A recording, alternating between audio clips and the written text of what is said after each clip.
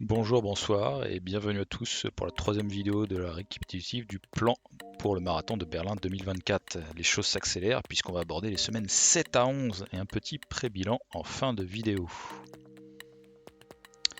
Donc on démarre tout de suite par la semaine 7, donc mardi, un premier petit run dans la chaleur écrasante. Ça faisait longtemps que je n'avais pas parlé, mais tout se déroule plus ou moins de façon habituelle parce que la chaleur commence à être quelque chose de régulier.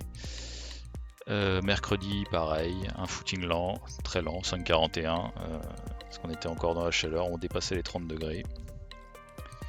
Et jeudi, une séance que je redoutais beaucoup, parce qu'il a fallu la faire par 28 degrés et un soleil écrasant. Un 4000 au seuil, 2400, 3 fois 3 minutes allure intervalle et 4 fois 200 allure répétition. 6400 mètres de seuil, un peu plus de 2,7 km d'allure intervalle, donc c'est entre 5 et 10 l'allure c'est entre 5 et 10 k. Et 4 fois 200 pleine balle. Je me souviens très bien de la séance parce que, bon, comme attendu, c'est des heures de séance où on finit, on sue à grosses gouttes, on les voit les gouttes perler de gauche, de droite, du front de partout. Mais malgré tout, les sensations n'étaient pas si mauvaises. Bon, les allures n'étaient pas folichonnes, 3,43 pour du seuil, 3,20 pour l'intervalle et 2,50 pour des répétitions. Mais étant donné les circonstances, c'était très rassurant par rapport au niveau. Du coup vendredi j'ai dû faire un trajet, je ne sais plus combien d'heures, 5 ou 6 heures avant de pouvoir faire un petit footing à Nantes. Et samedi, pas du tout de course à pied parce que c'était la fête. Donc je mentionne même pas de sport, mais bon, j'ai fait du ping-pong et du molki, mais je doute que ça compte dans une prépa marathon, soyons sérieux. Et le dimanche, c'est frais comme un gardon d'une nuit de sommeil de 3 heures harcelé par des moustiques et d'encore je ne sais plus combien d'heures de voiture que j'ai réussi à squeezer tant bien que mal une sortie d'un peu moins de 2 heures de 22 km dans un piteux état. Mais c'était important de maintenir le volume au maximum. Ça fait un total donc de un peu plus de 7 heures, 80 km, une moyenne de 5-10, ça se ressent parce qu'il faisait très chaud, plus les deux derniers runs qui étaient dans des conditions très sous-optimales. Donc au total, ça fait une semaine avec 81,7 km, donc c'est plus de 16 km de moins que ce qui était planifié. Le fait de faire sauter un run et puis d'avoir une sortie longue un peu dégradée, c'était inévitable. C'était la pire semaine niveau température, comme si ça suffisait pas. Il y a malgré tout le jeudi une grosse séance de qualité qui est très bien passée. C'est le point positif, parce qu'il faut en voir un quand même. Et donc des contraintes personnelles qui ont fait qu'une sortie a été zappée et deux se sont faites en dégradé. Et bien fatigué et cramé en su, parce que le dimanche soir je reprenais le train pour 3 ou 4 heures pour rentrer chez moi, et je me souviens avoir perdu connaissance dans le train. Je dis pas de façon négative, hein, juste à un moment je me dis tiens je vais fermer les yeux pour voir, et puis quand je les ai rouverts, une heure s'était passée. C'est rare que ça m'arrive. Donc du coup en termes de notation cette semaine, là je ne peux pas mettre vert, je mets jaune. Je mets jaune quand même, parce que c'est une semaine où il y a des années de ça, je pense que j'aurais pas réussi ou eu le courage de mettre les sorties du vendredi et du dimanche. Là, j'ai pu les mettre. Donc du coup, il y a quand même eu une bonne séance de qualité. Il n'y a qu'une séance qu'à sauter. Et elle a été dégradée indéniablement, mais pas au point que je la qualifie de orange.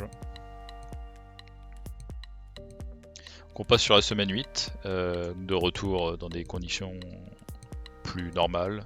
Toujours le soleil, un peu moins de chaleur. Un premier footing de 14,8 km sans problème. Un footing lent 12,7 km, un spécial à signaler.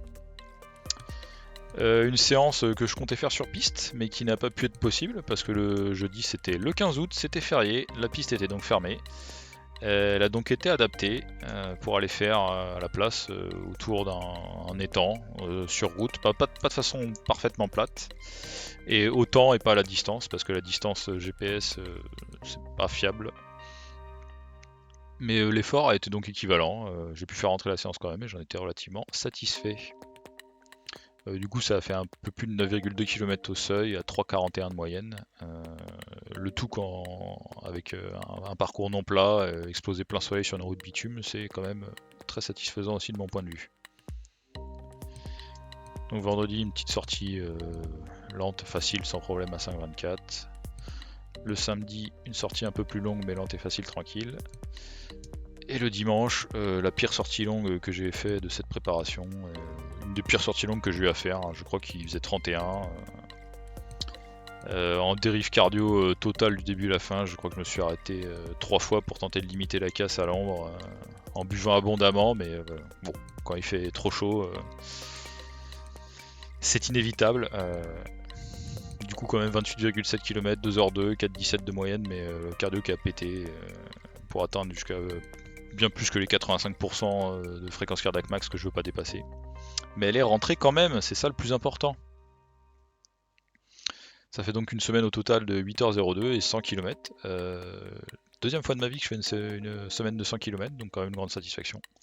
Pour une allure moyenne qui est plus dans les clous de ce que j'attendrais, malgré la chaleur encore une fois. Donc ça fait 100,1 km, il y avait 100,0 de planifié, donc c'est 100 mètres de plus. Waouh! Un gros volume malgré la chaleur et un début de semaine difficile. Une séance qualité adaptée sur route qui était satisfaisante. Et une sortie longue déjà évoquée en dérive cardio totale sous la chaleur. Du coup en termes de notation, on reste sur du vert. Les séances rentrent, les conditions étaient nulles, donc forcément ça nécessitait des adaptations ou alors des niveaux d'effort qui étaient plus élevés que ceux attendus, mais tout est rentré quand même. Donc on passe sur la semaine 9, on démarre par un footing d'1 heure. Alors j'avais un petit bruit d'impact avec le pied, parce qu'il faut savoir que le dimanche en fait j'ai testé une nouvelle paire de chaussures pour voir. Pour ne pas les citer, c'est les paires portées par un célèbre marathonien kényan qui a abandonné sur le marathon des Jeux Olympiques. Elles sont connues pour avoir un profil un peu atypique qui fait basculer vers l'avant-pied beaucoup, et en fait ça fait qu'à la fin de la sortie longue j'avais un peu les gros orteils douloureux. Donc c'était pas un problème, sauf que en fait sur cette sortie du mardi, j'ai eu besoin de faire un saut à pleine allure et de me réceptionner très fortement sur cet orteil. Et du coup j'ai un ongle mort pour mon gros orteil du pied droit. Donc ça m'a pas fait mal, il faut que je le gère, je sais pas trop quoi en faire. C'est une info que je partage comme ça.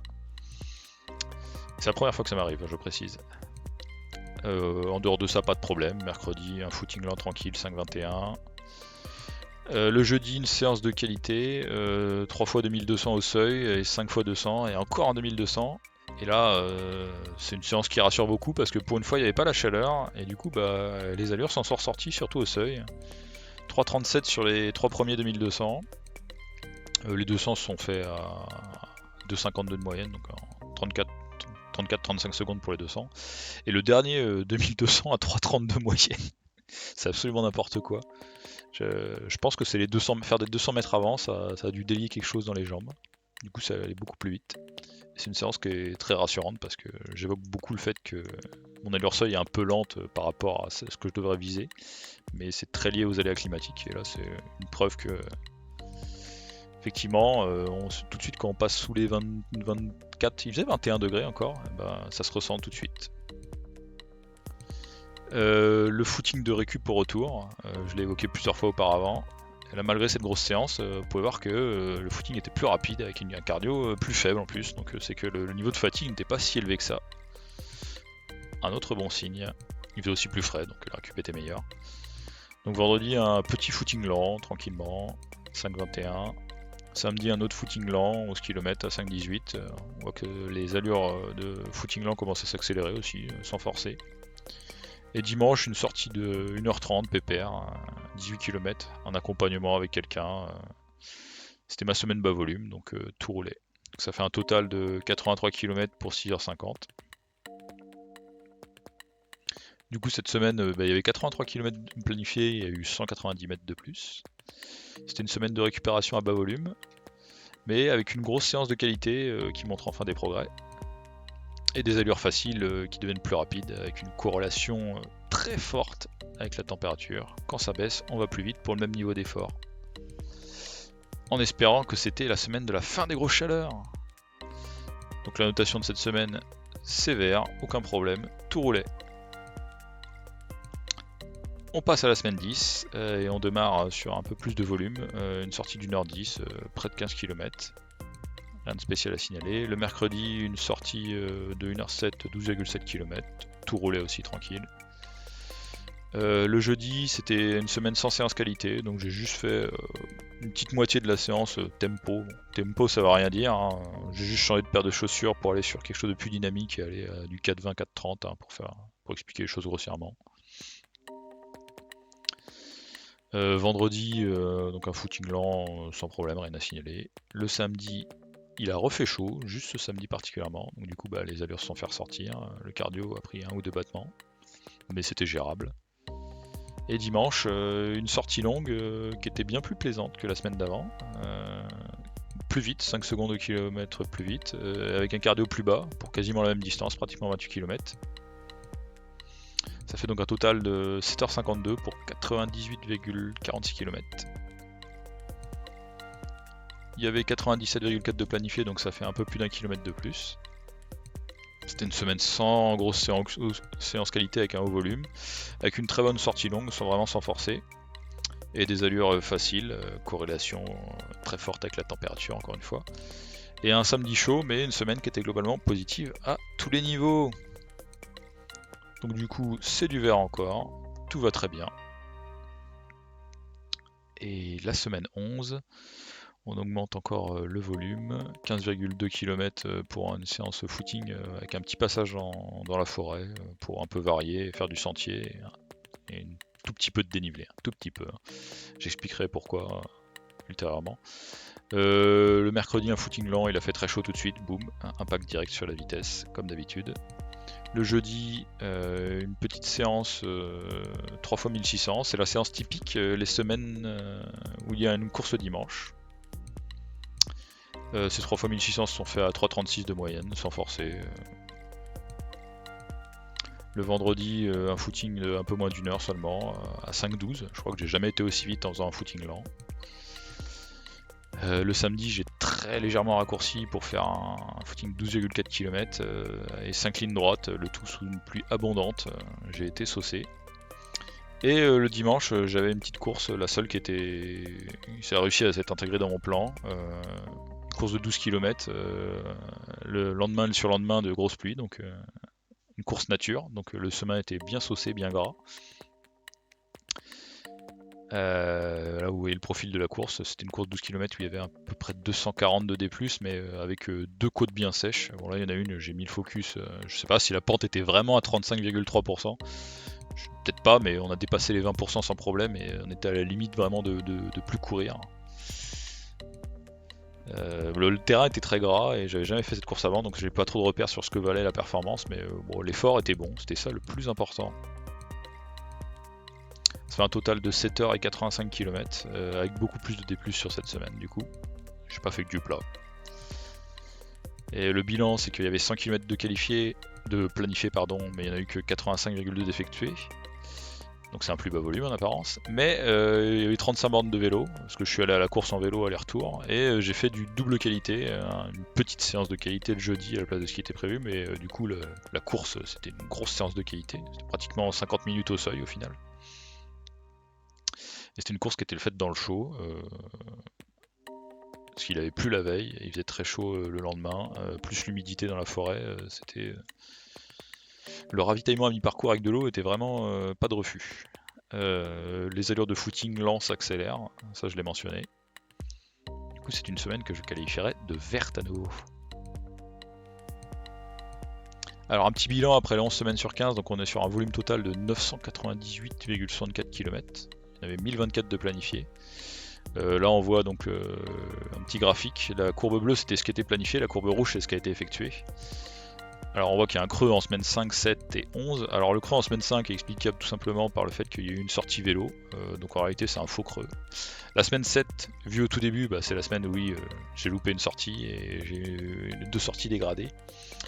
Et la semaine 11, la dernière, c'est celle où il y a eu un peu de vélo et beaucoup plus de qualité. Donc au final, il n'y a vraiment que la semaine 7 qui représente un vrai creux. D'ailleurs, si j'intègre le vélo, avec une équivalence que j'ai mis qui est de... Pour 3 km de vélo égale 1 km de course à pied, bon ça vaut ce que ça vaut, mais c'est l'indicateur dont je me sers. On voit qu'au final, la courbe rouge de l'effectué, elle est relativement... soit légèrement au-dessus de la bleue, soit pratiquement au même niveau. Ce qui fait que sur ces 11 semaines, sur 66 journées de sport planifiées, il n'y en a qu'une seule qui a été manquée. une qui a été adaptée en vélo, et une sortie longue hybride. Donc ça ressemble à ça si on fait un joli tableau. Il y a plein de croix verts, c'est très satisfaisant et gratifiant à voir. Et une croix rouge. Ah là, quelle tâche. Mais bon, j'ai fait du molki ce jour-là, donc ça va. Il y a 8 séances Q qui ont été faites sur ces 11 semaines, 3 tenues en intégralité, 2 adaptées à ISO au niveau de difficulté, 2 qui ont été faites à 98% et une altérée. Donc là vous pouvez voir ici, alors les 98% c'est j'ai zappé de faire un 400 mètres sur la première séance. Sur la quatrième j'ai zappé de faire un 400 mètres aussi.